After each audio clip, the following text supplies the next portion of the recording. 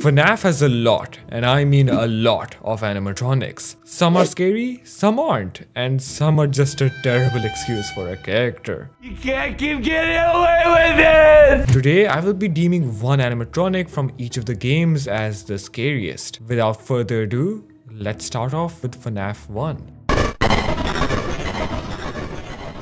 I imagine this will be a hot take, but the scariest animatronic in the first game is easily Mr. Fazbear himself. Why, you ask? Well, the other two contenders, which were Foxy and Golden Freddy, didn't make the cut due to how Foxy is indeed a mysterious force to be dealt with when you're first introduced to him, but he only grows to be frustrating after his introduction. Don't get me wrong, his mechanics are far superior to any other animatronic within this game, but good mechanics don't equate to scary mechanics. The same concept applies to Golden Freddy. He was more of an achievement to collect rather than an actual force to be reckoned with. He would get you for sure, but one scare doesn't beat the anxiety and dread the player feels when Freddy first becomes active.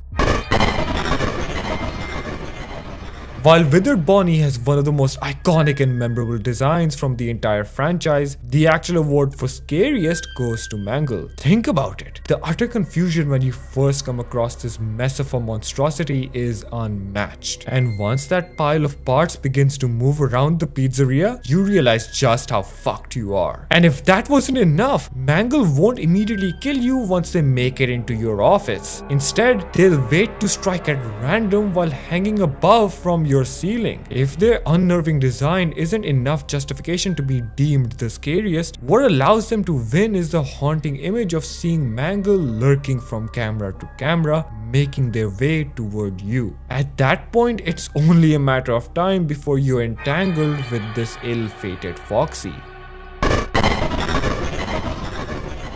Call me predictable, but this one obviously goes to none other than Springtrap.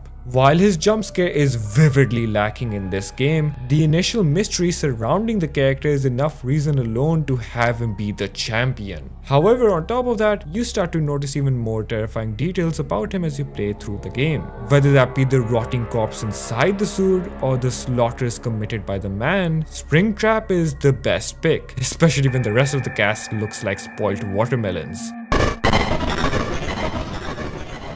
Completely opposite to the third game, this one actually has way too many animatronics to pick from. Okay, so the first night is never usually that bad in any of the games, so I'll play through. Each of them has a terrifying design paired with an equally terrifying mechanic that makes all of them unique in their own way. However, after careful consideration, this one comes down to Nightmare Yon as the clear victor. The puppet is known to have a slender figure, and this game contorts that image into something horrifying by elevating that concept and turning the puppet into this hybrid of Slenderman and an animatronic. And boy, does it work well. Furthermore, while some may disagree, I think the jump scare is quite fitting too. This intense close-up just staring at you as garbled radio signals cloud your thoughts is the type of freakiness I expected from this spiky death trap. It was yet another challenge to pick just one animatronic, as this game has a plethora of creepy crawlies that really get under your skin. Get it? In more ways than one. Though in the end, Circus Baby takes the cake here, or rather ice cream.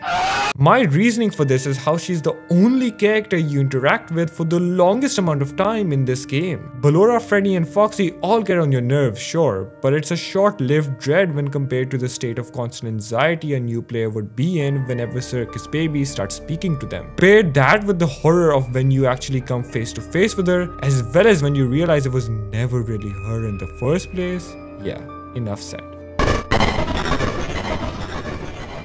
Look, Pizzeria Simulator's opening is the best of its kind to grace any FNAF game ever. Along with everything else, Scrap Baby just steals the show and never gives it back from that point on. The design, jump scare and voice lines all pair together really well and clear the board against the other animatronics, especially Scrap Trap. Fuck Scrap Trap.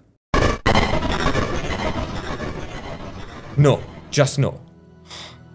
fine. If I had to pick one out of this lot, it'd be Rockstar Foxy. His jump scare is the best from the bunch and his mechanic is the most intriguing to me personally. The risk of dealing with him is very true to his pirate inspirations. How that can literally be a life or death situation is a compelling element that I wish we saw more of in this franchise. While the jump scares in this game are a bit wonky, being up close and personal with the animatronics sure is terrifying and more than makes up for it. And no interaction is able to incite more fear from the player than Ennard during his vent repair section. Watching it crawl around all over the place and subsequently stalk you is creepy enough, but it pulls out the showstopper by trying to claw its way to you. That, alongside other tiny details such as the painful screeches from its burns, are what helped Ennard beat Mangle and any other animatronic in this game. Ennard sweep for the win. It's no secret that this game isn't particularly scary, so you may think that this category goes to the puppet style staff bots or the ruined animatronics. And to that I say, no. This one goes out to Vanessa. Okay, but for real though, the blob is the clear winner here. The aura of mystery around it creates a sense of confusion as you approach it, which leads to one of the few moments in the game where you actually jump back out of fear. Because after all, what is fear if not influenced by the unknown? And aside from lore complications, it has a threateningly cool design that really amplifies the aforementioned fear factor. All in all, the blob is a cool dude.